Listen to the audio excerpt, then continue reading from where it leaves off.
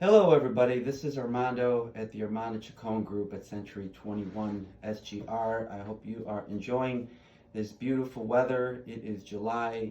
Summers in Chicago are the best, and this weather has mostly been spectacular. So hopefully you're out enjoying everything that the city has to offer, and the fest, and being outside is just it's just been terrific. I know I've been enjoying it as much as I can.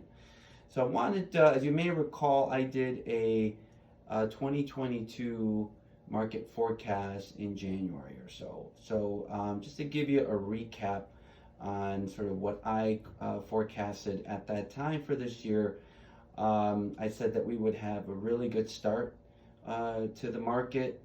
I cautioned you about the likelihood of higher interest rates. I also said that the first half would be better than the second half of this year. And I also said that 2022 would be second best to last year. And so far, it seems that that's panning out to be mostly true. The first quarter in particular was extremely busy. We saw things kind of continue to stay busy, but kind of slow down, sort of slow down a little bit sometime around May, but still pretty good. June kind of the same thing, and lately in July here we've seen a little bit of an uptick in activity, which is good. I also said that we would see the return of the condo market on the near downtown neighborhoods. And I've been happy to see that that's actually been the case as well. Just as we get farther and farther away from COVID, it's certainly been a boost for the condo market in River North, in the South Loop, and certainly in the West Loop. The single-family home market in the burbs and even in the city, in the neighborhoods, have continued to be pretty strong, and actually I think there's still some depth there in that market, which is great. Now I also said that prices would, we'd get some price some price increases, and that has happened. I think I would say that right now things are starting to sort of stabilize, and in some cases, depending on the property type, we may be giving back a point or two, nothing drastic. But as I mentioned a little while ago, there's still some depth in some of the in certain property types. The suburban market, I would say, is probably off of its peak, but still performing very, very well, and still undersupplied in some suburbs, and single family homes in the neighborhoods. You won't see too many in the near downtown neighborhood, but certainly as you get farther into the north and south and west sides of the city, particularly on the north side, single family home market and the luxury market, I think, has continued to do well. So you would think that, having said all that, or most of that, in January, you would think that I am a genius, but I assure you I am not. And every time I talk about what may happen in the future, I have a little angst about it. But here I am again talking about what the second half of this year may look like. And you're hearing some people talk about, some agents saying that the market has shifted. It seems to be a talking point lately, that I hear agents saying. And to me, I don't know if I would agree that there's a shift. I think that to say it's a shift, I think is probably a little strong for me. But yeah, there's definitely some things happening that have happened in the market. As we think about what may happen going forward for the rest of this year, let's maybe talk about what this shift may mean. So. For one, I think we'll continue to see probably less and less multiple offer situations.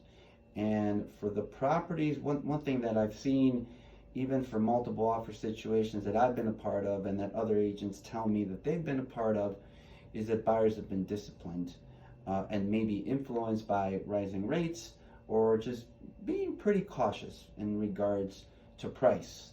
So even in a multiple offer situation, you may have a property that gets 3, 4 offers, and none of them may be above ask, which is kind of a phenomenon. And when you think about it, and it's sort of contrary to what's happened over the last couple of years, where you saw properties go above ask. Certainly, I was just a part of on a multiple offer situation representing a buyer, and we did have to go above ask in the suburbs. So that will still happen, but probably less and less as we move forward. I think what we're also starting to see is some more price reductions, not too dramatic, but just a little increase in price reductions and maybe slightly longer market times.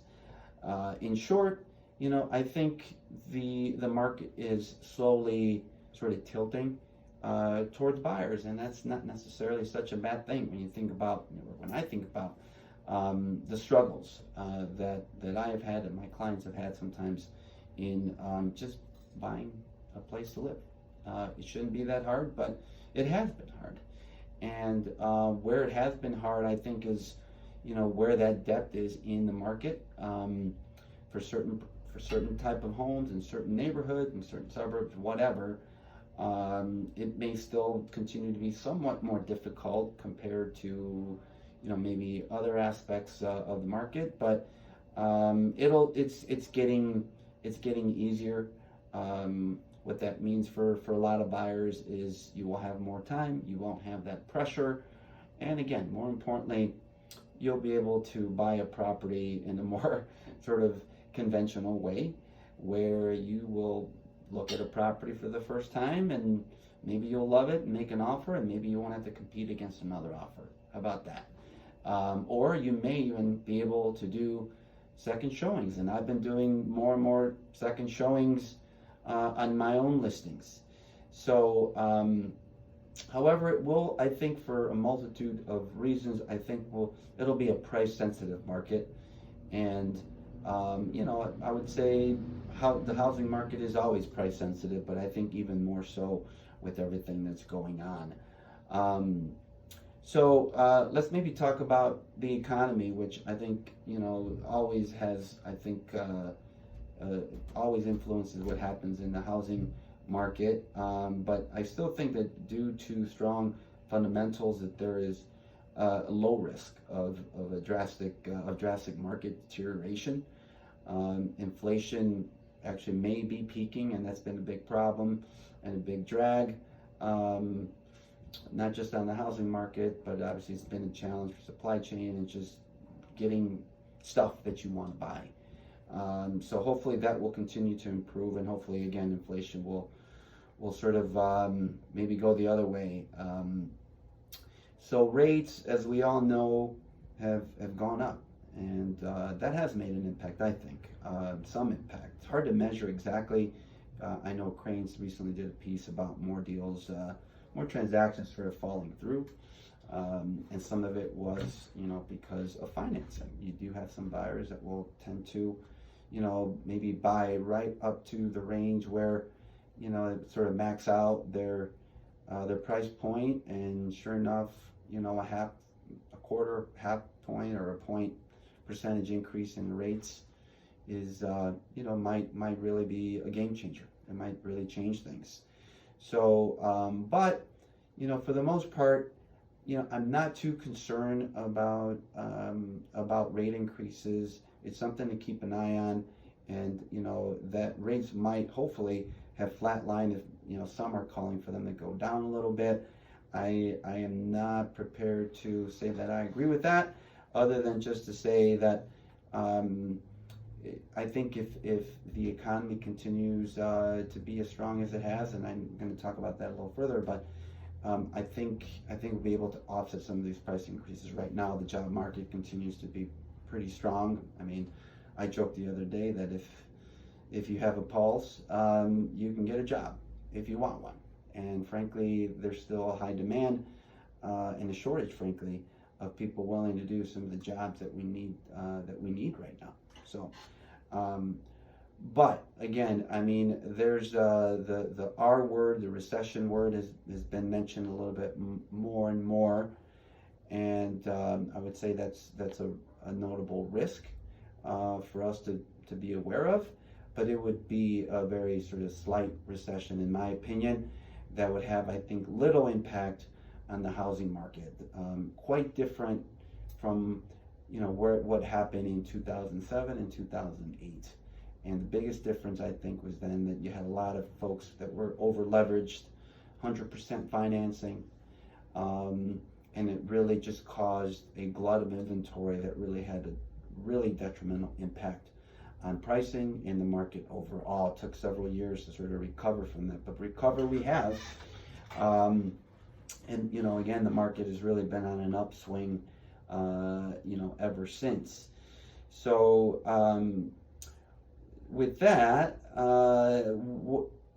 just going further here is I would tell you that I do expect less sales for the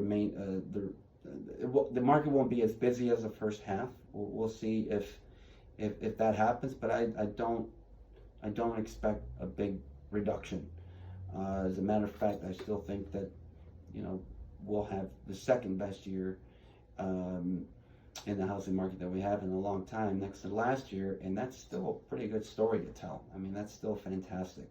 Again, if you're a buyer, this is a better time for you, to buy. So take advantage of that. Just thinking about sort of like what's happening right now, as I mentioned, coming out of the 4th of July weekend, I saw a big uptick in activity. That's very encouraging. But I do expect a slowdown in August, as we typically have a slowdown even before COVID. Things tend to kind of get a little sleepier around August. Maybe folks are on vacation and just enjoying, a Chicago summer, which is all too short, and we all know that. But then I think maybe post Labor Day we'll see another bounce, and I think we'll finish the year, fairly strong. So, in conclusion, for sellers, should you sell now? I think it depends on the multitude of factors that I would have to sort of look at on a case-by-case basis. I'm going to be thinking about the location, the property type, how much inventory there is for a similar home. There's a lot of factors involved there. For buyers, should you buy? I would say yes. I think you'll have more to choose from. You will have more time. You probably won't see a huge increase in inventory, unfortunately for you, but you'll have more. So I think if I was thinking about buying, I would say this is absolutely, I think, going to be a good time to buy in the 3rd and 4th quarter of this year. I think for sellers, I think it's maybe a little bit more complicated. But, let's face it, housing is, people move for reasons that may include, life change, downsizing, maybe you have, now 2 kids instead of 1, or you're taking a different job, or you just want to live a different lifestyle. You want to make things go from a single family home to a condo, or vice versa. And, regardless of what the market is doing, some folks sometimes just need to move.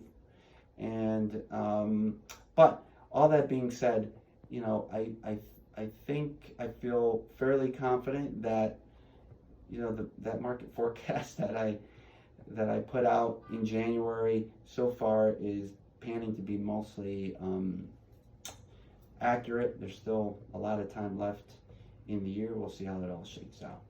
Anyhow, happy to talk with any of you. I'm pretty easy to get a hold of. You can go to my website, acgroupchicago.com, or follow me on Instagram and Facebook. My contact information is on my website.